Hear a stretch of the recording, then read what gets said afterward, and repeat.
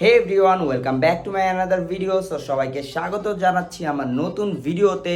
So guys, প্রায় অনেক দিন পর কিন্তু আমি ব্লগ শ্যুট করতেছি। সো সবাই একটু বেশি বেশি ভালোবাসা দিবা, আর তোমরা একটু সাপোর্ট করলেই কিন্তু আমার চ্যানেলে খুব শীঘ্রই 1 লাখ সাবস্ক্রাইবার হয়ে যাবে, যেহেতু আমার আগের চ্যানেলটা নেই। সো এই চ্যানেলে কিন্তু আমি ওইরকমভাবে ভিডিও আপলোড করতে পারছি না, কারণ আমার মন মানসিকতা ওরকমভাবে কাজ করে না। সো তোমরা একটু ভালোবাসা দিবা যেন আমি খুব শীঘ্রই আমি মুভ অন করতে পারি।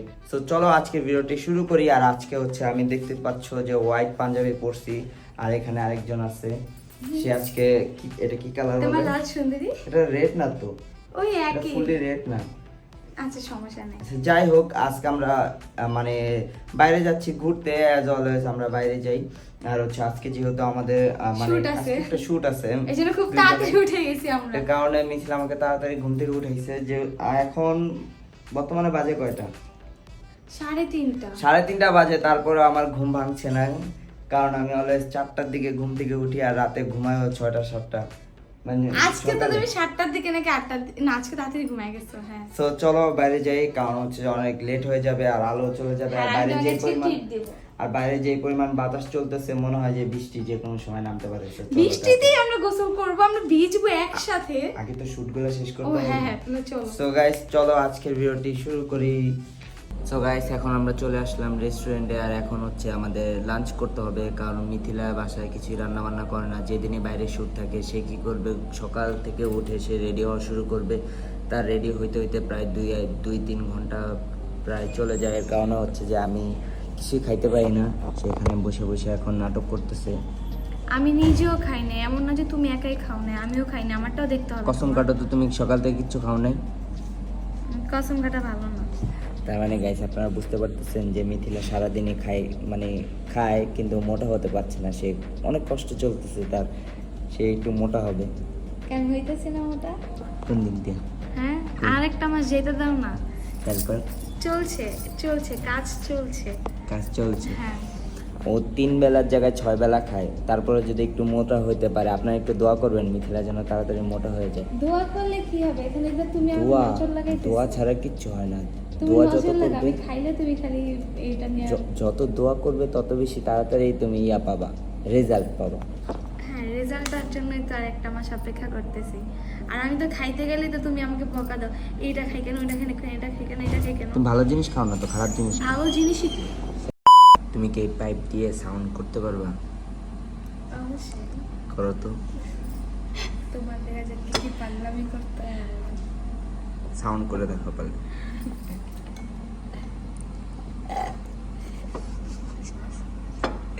মজাই লাগে না? পাশে থাকতে মজা লাগে, এটা তো বাহিরে করতেও পারতেছে না মন মতো। আচ্ছা, আবার একটু করো। একটু করি।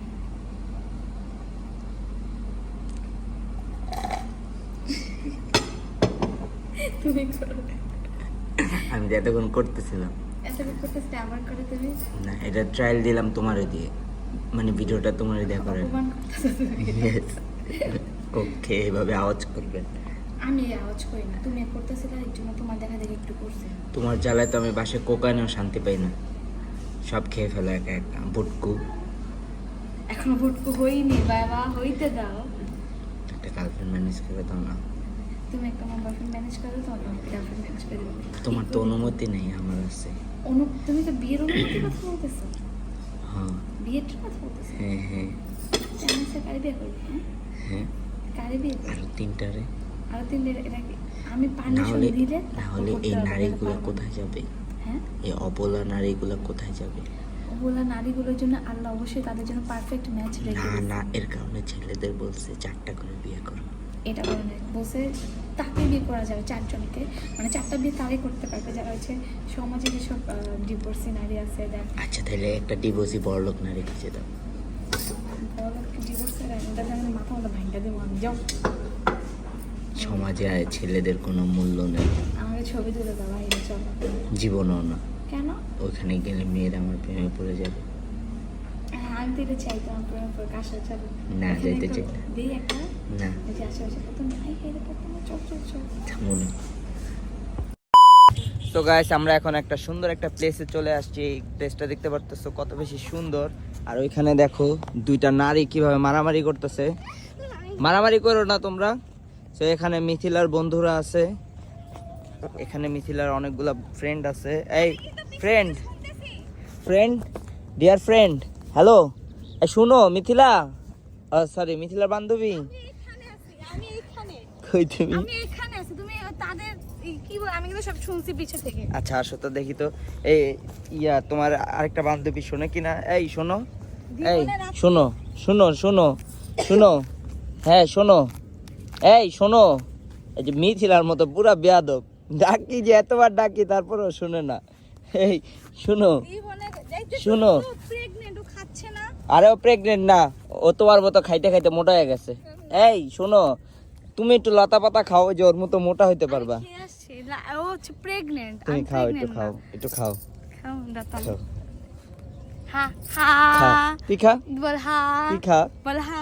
এখানে আরেকটা বান্ধবী আছে মিথিলার। এই তুমি শোনো, তুমি শোনো,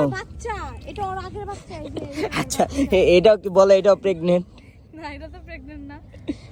এই বাবু শোনো, বাবু বাবু, এই বাবু বাবু শোনো না, মিথিলার মতোই দেখেন একবারে টইটাই করতেছে।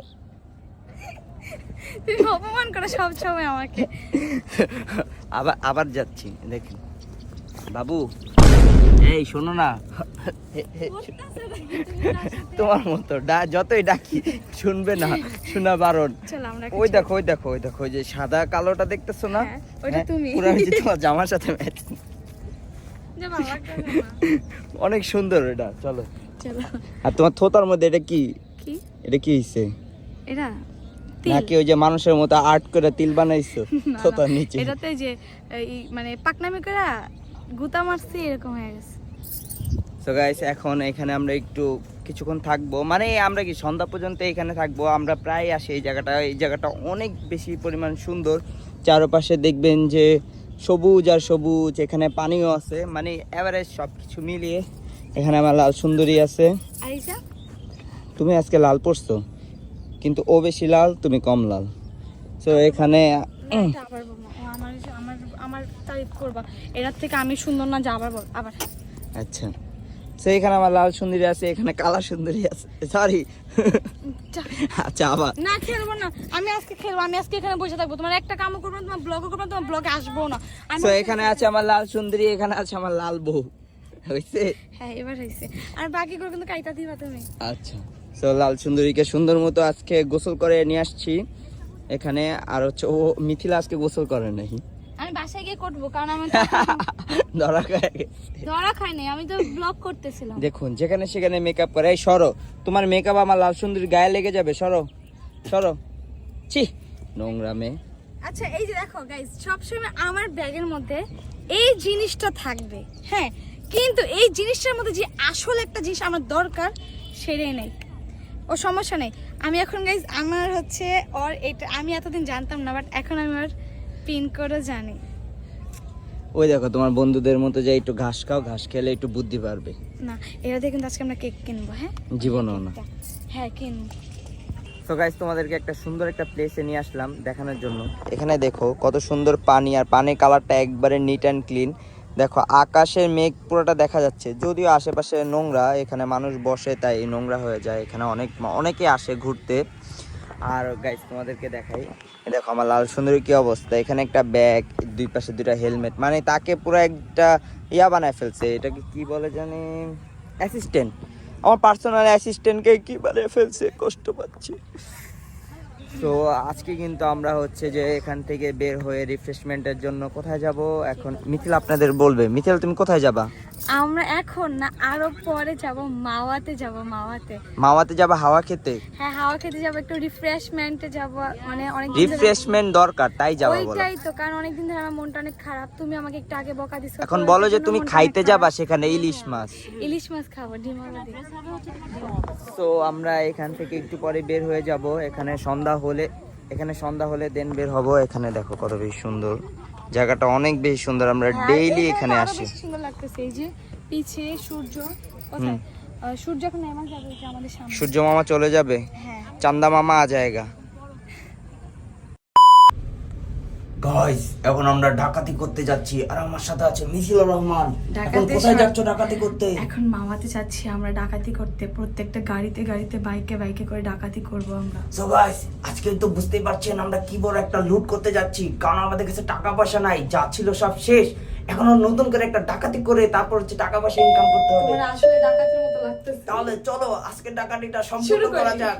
এখানে আসলে সব সময় এখানে আমরা ব্রেক নেই। তুমি কি দেখি?